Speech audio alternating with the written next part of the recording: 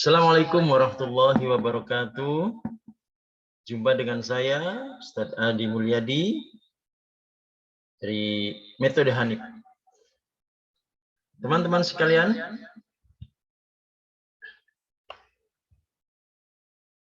mari kita sama-sama belajar. Saya insya Allah akan menyampaikan sebuah metode pembelajaran Nahwu Shorof. Metode pembelajaran Nahwu Shorof ini qadarullah, Allah telah mengizinkan saya untuk menyusun sebuah kitab di mana kitab ini akan membantu teman-teman untuk belajar Nahwu Shorof. Tentunya kapasitas buku ini adalah masih dalam tahap dasar, tingkatan dasar. Modul yang saya susun ini saya buat dengan judul Panduan Baca Kitab Gundul. Jadi materi di dalamnya adalah mengajak teman-teman untuk belajar kata demi kata untuk mengharokati dan mengi'rab kitab Gundul. Teman-teman sekalian, belajar Nahwu Shorof selama ini terkesan sangat sulit dan menjenuhkan, gitu ya. Maka dengan demikian, disusunnya panduan baca kitab Gundul ini, saya harapkan teman-teman akan mengalami kemudahan di dalam menerima materi-materi Nahwu Shorof, di mana Nahwu Shorof adalah merupakan ilmu alat untuk memahami bahasa Arab. Mempelajari bahasa Arab berarti kita cinta kepada Al-Quran, karena Al-Quran menggunakan bahasa Arab. Nah, baik, tidak berlebar kalam, mari kita awali dengan berdoa. Semoga apa yang kita pelajari ini mendapatkan keridhaan dari Allah, dan ilmu yang kita pelajari berkah, manfaat fid dunya wal akhirah. A'udzubillahi minasyaitonirrajim. Bismillahirrahmanirrahim. Allahumma inna nuhibbuka wa nuhibbu habibaka sayyidina Muhammadan sallallahu alaihi wasallam wa alihi wa sahbihi ajma'in. Fahabib ilaina wa ilal muslimina jami'an lughatul arabiyyati lughatul qur'ani wa yassir lana ya Allah fit takallumi biha birahmatika ya arhamar rahimin. Dengan menyebut namamu ya Allah yang Maha Pengasih lagi Maha Penyayang. Ya Allah, sesungguhnya kami mencintaimu dan kami mencintai kekasihmu Nabi Muhammad SAW. Maka jadikanlah kami dan umat Islam semua cinta kepada bahasa Arab, bahasa Al-Quran. Mudahkanlah kami ya Allah untuk berbicara dengan bahasa ini. Dengan rahmat-Mu wahai Allah yang Maha Pengasih lagi Maha Penyayang. Amin ya Rabbal Alamin. Ya, teman-teman sekalian, sebagai mukaddimah, saya akan menuturkan sedikit mengapa kitab Gundul ini saya buat. Panduan baca kitab Gundul Hanif ini, metode Hanif ini, saya susun untuk membantu para ikhwan dan akhwat, pecinta Al-Quran, agar mudah mendapatkan pelajaran-pelajaran Nahwu Shorof. Mempelajari bahasa Arab sama halnya dengan mempelajari bahasa Al-Quran. Metode Hanif ini susunan materinya saya susun dengan praktis dan sistematis. Di mana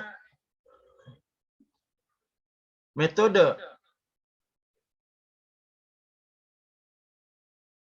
yang saya susun ini adalah untuk mempermudah para pengkaji ilmu alat, ilmu nahwu shorof, di mana pada umumnya para santri kesulitan meresap konsep. Jadi mempelajari nahwu shorof ini yang terpenting adalah memahami konsep. Terutama memahami perubahan harokat akhir dan huruf akhir, ya, atau yang disebut juga i'rab. Atau juga menguasai tasrif. Bagaimana cara menguasai tasrif dengan praktis sehingga tidak perlu menghafal sedemikian banyak tasrif, ya. Dengan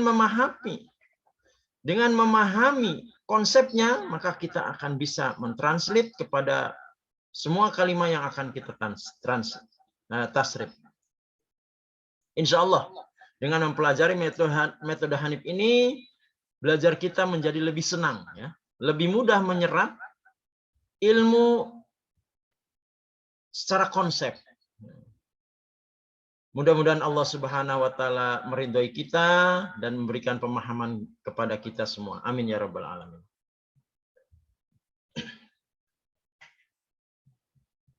Baik, teman-teman semua, saya akan mengajak teman-teman untuk membuat suatu kalimat yang berfaedah. Kalimat yang berfaedah itu bagaimana? Kalimat yang bisa dimengerti oleh lawan bicara, kepada orang yang kita ajak bicara. Ya, bagaimana cara menyusun kalimat yang berfaedah? Yang dimaksud kalimat di dalam bahasa Arab adalah susunan dari huruf-huruf hijaiyah. Jadi kalau walaupun menggunakan bahasa Arab, tetapi huruf-hurufnya bukanlah huruf hijaiyah. Nah, itu bukan kalimat yang dimaksud di dalam bahasa Arab. Contohnya, misalkan menggunakan bahasa Arab Indonesia, ya. Kepada yang terhormat, itu kan kaf dikasih tanda bendera, kemudian fa, dal. Terus yang, ya sama ain dikasih titik 3.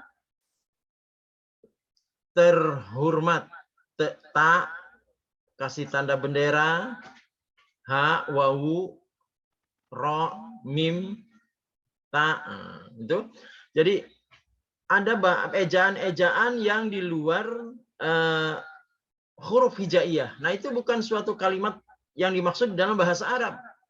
Jadi sekali lagi, yang dimaksud di dalam kalimat bahasa Arab di sini adalah susunan dari huruf-huruf hijaiyah.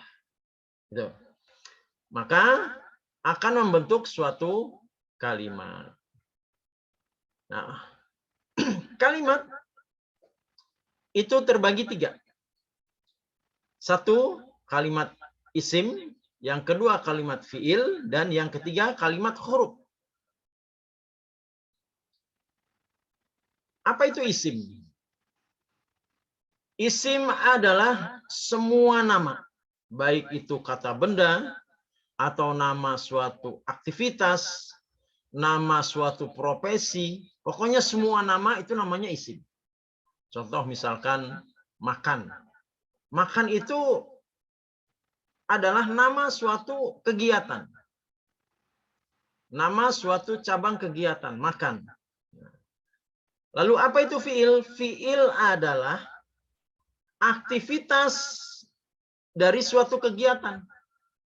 Tadi ada nama misalkan makan, akala, ya. Makan.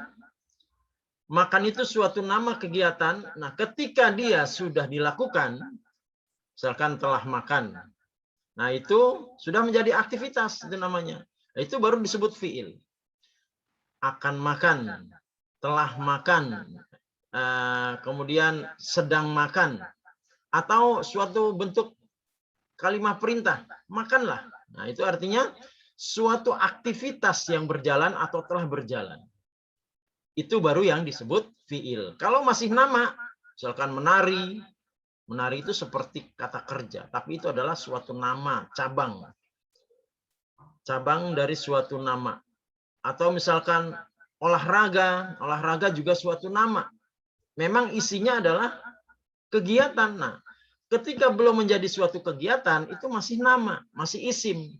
Setelah menjadi suatu aktivitas, sedang olahraga, akan olahraga, nah itu baru dikatakan fiil.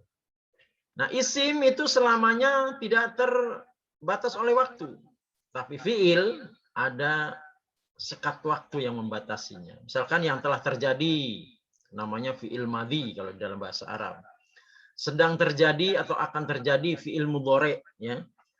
Atau suatu bentuk kalimat perintah. Nah, itu fiil amr namanya. Nah, itulah nama-nama fiil.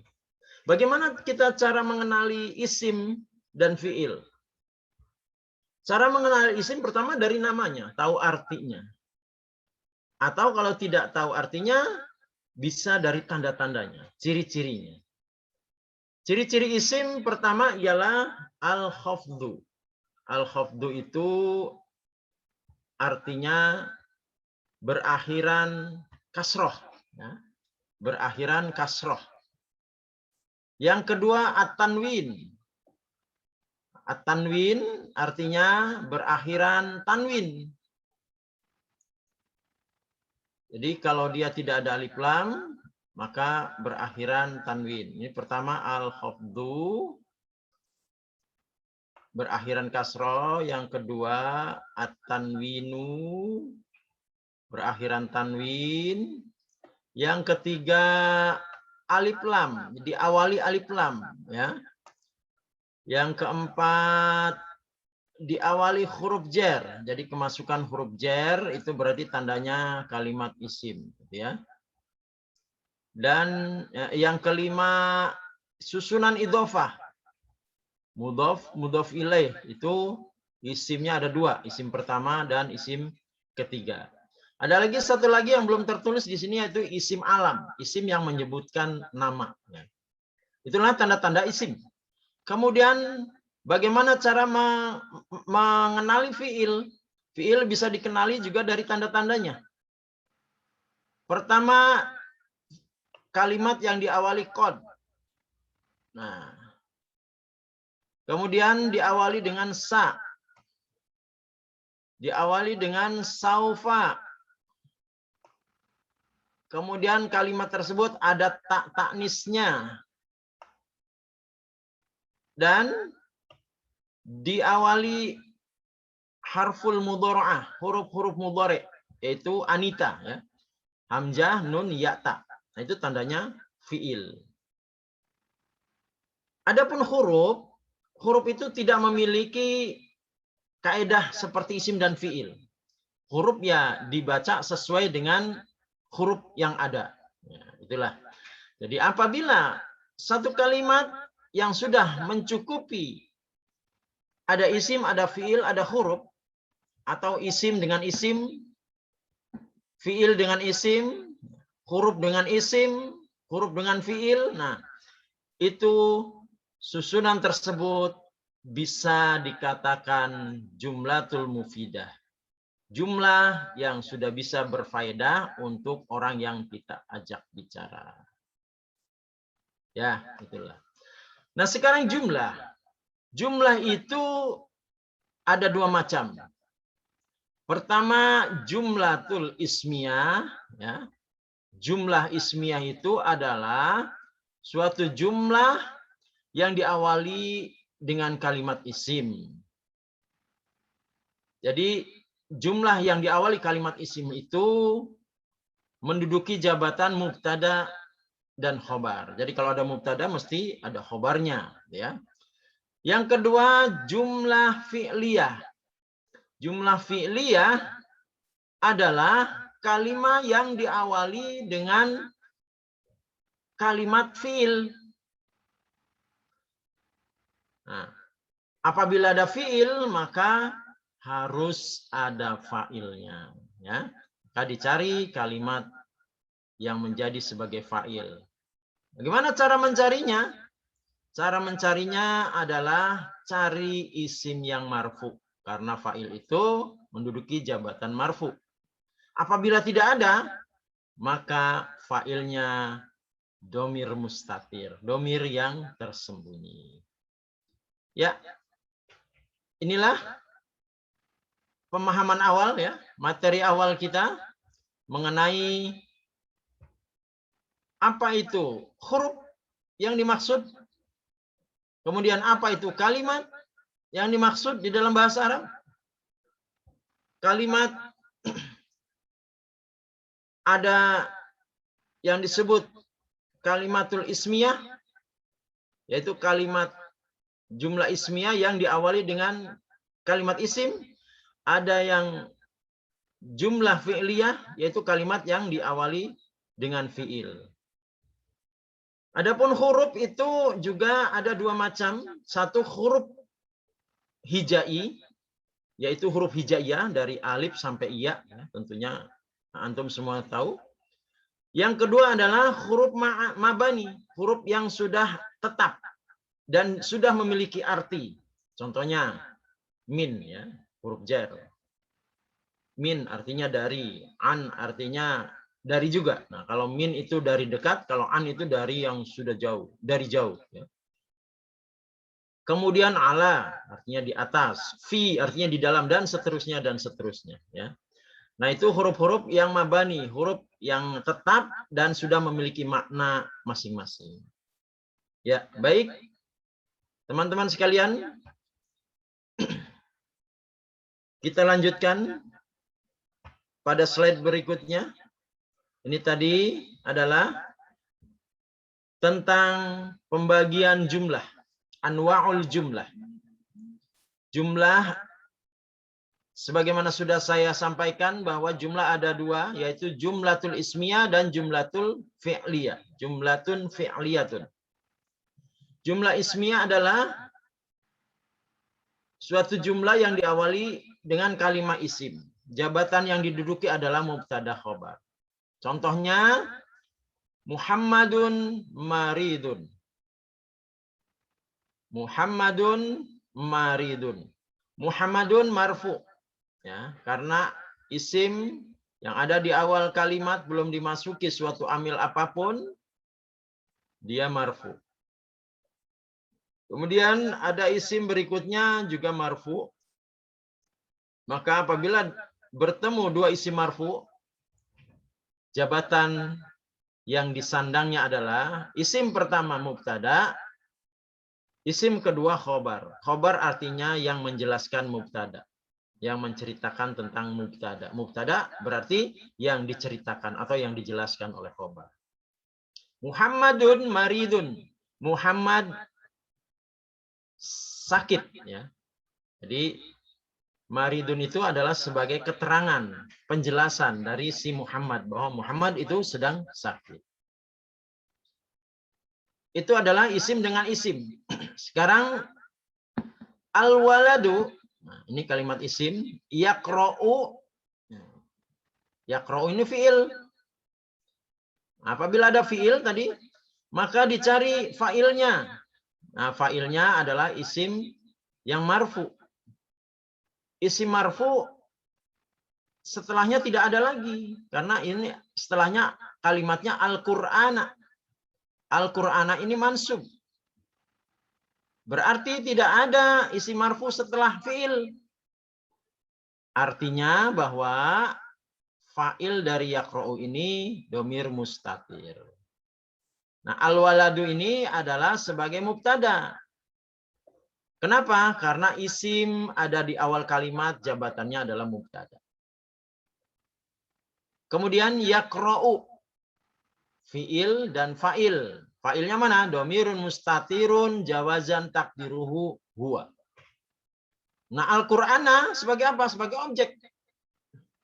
Sebagai maf'ul bih ya, objek dari yaqra'u. Nah, tadi ada mubtada al-waladu. Lalu khobar mubtadanya mana? Wa jumlatu minal fi'il wal fa'il yaqra'u fi mahali raf'in khobarul mubtada. Ya, seperti itu. Tuh, Pak, i'rab dari al-waladu yaqra'ul Qur'ana. Teman-teman sekalian, itu tadi adalah jumlatul ismiyah. Berikut contohnya. Nah, sekarang jumlatul fi'liyah. Jumlah yang diawali kalimat fi'il. Lihat contohnya. Mislun ya. Contoh. Marido. Marido ini adalah fi'il madi. Wazannya fa'ila. Marido Muhammadun. Nah, tadi sudah disampaikan bahwa setiap ada fi'il, cari dulu isim marfu. Apabila setelah fi'il ada isim marfu, maka dia adalah fa'ilnya. Marido Muhammadun. Marido, kalau fi'il madi, menterjemahnya adalah telah. Telah sakit. Siapa Muhammadun? Muhammad. Nah, Muhammad ini berarti sebagai fa'il. Apa itu fa'il? Fa'il adalah subjek dari fi'il. Ya. Subjek dari fi'il. Berikutnya, yaqra'u.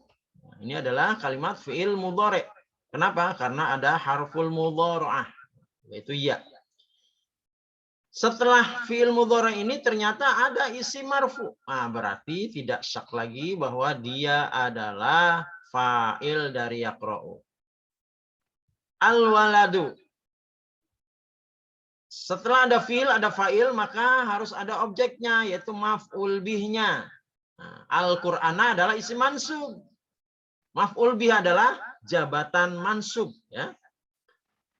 Jadi, yaqra'u fi'ilun, ya, fi'il, al-waladu fa'ilun, Al-Qur'ana maf'ulun bih. Ya, ini adalah susunan yang sudah sempurna atau kalimatul mufidah. Yaqra'u sedang membaca. Siapa? Al-waladu, seorang anak lelaki itu membaca apa? Al-Qur'ana, Al-Qur'an. Teman-teman sekalian, mari kita coba berlatih. Nah, di sini perintahnya adalah bedakan isim, fiil, dan huruf. Nah, coba kita mapping sekarang. Idza. Idza adalah tidak ada tanda-tanda isim, tidak ada tanda-tanda huruf, berarti dia tidak ada tanda-tanda fiil, berarti dia adalah huruf. Ja'a. Ja'a ini adalah fiil. Jadi apabila ada kalimat diawali dengan huruf, maka huruf itu tidak direken ya, tidak dinilai di dalam i'rab. La mahalla laha minal i'rab. Ja'a fi'il madi. Nah, diawali dengan fi'il berarti dia kalimat fi'liyah. Nah, kalimatul fi'liyah. Nasrullahi adalah susunan idhofah. Susunan idhofah artinya ada dua isim, berarti dia adalah kalimat isim. Wa ini adalah huruf. Kenapa? Karena dia tidak ada tanda-tanda fi'il dan tidak ada tanda-tanda isim. Berarti dia adalah kalimat huruf. Al-fatahu. Jadi idza jaa nasrullahi wal fathu, harusnya sukun ya, wal fathu.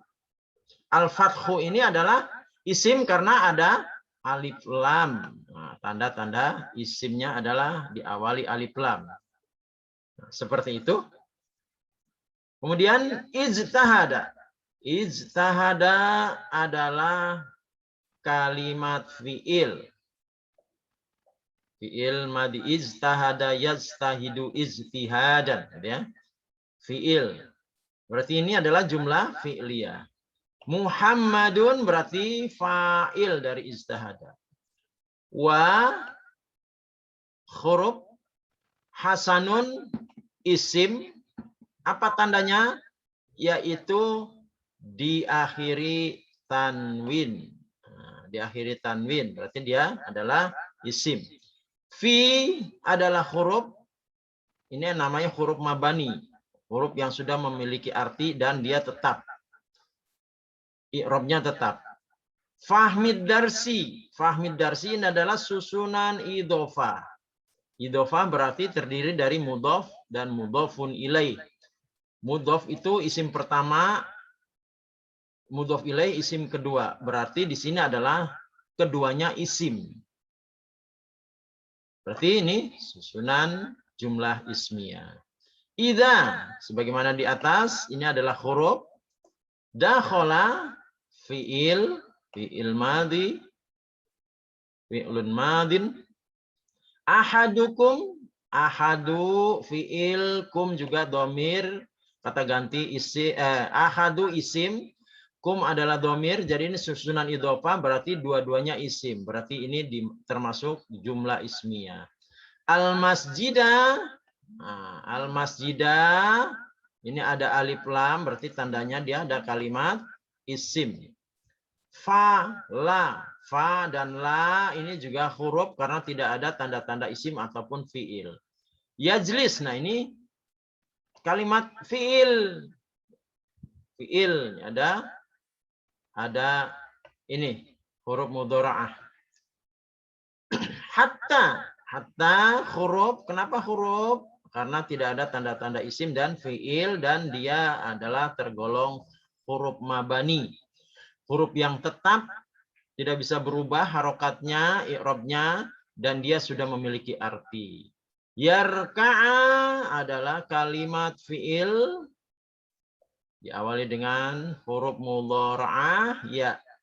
Raq'ataini, aini, raq'ataini. Berarti dia adalah kalimatul ismiyah, isim ya, isim. Nah, diakhiri dengan kasroh.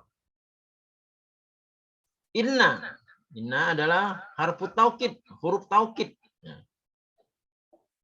Al-ma'a adalah isim.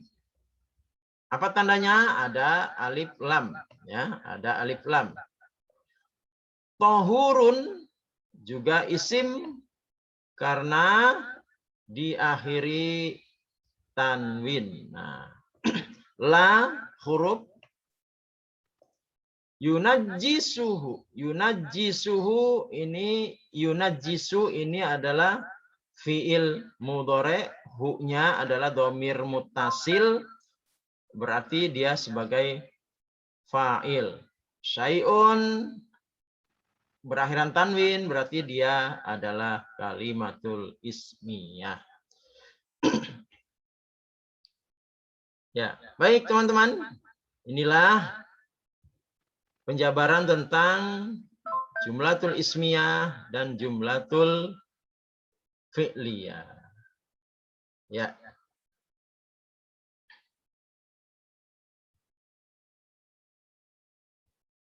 Alhamdulillah teman-teman sekalian, kita sudah berlatih pemahaman yang pertama, yaitu apa itu huruf, apa itu fi'il, atau apa itu isim, dan bagaimana cara membuat jumlatul fi'liyah dan jumlatul ismiyah.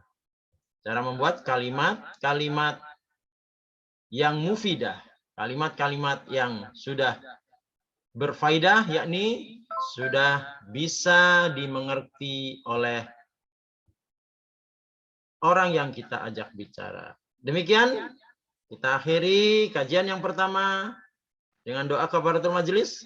Subhanaka Allahumma wa bihamdika asyhadu an la ilaha illa anta astaghfiruka wa atubu ilaik. Ya. Mohon maaf bila ada kesalahan. Billahi taufiq wal hidayah. Assalamualaikum warahmatullahi wabarakatuh.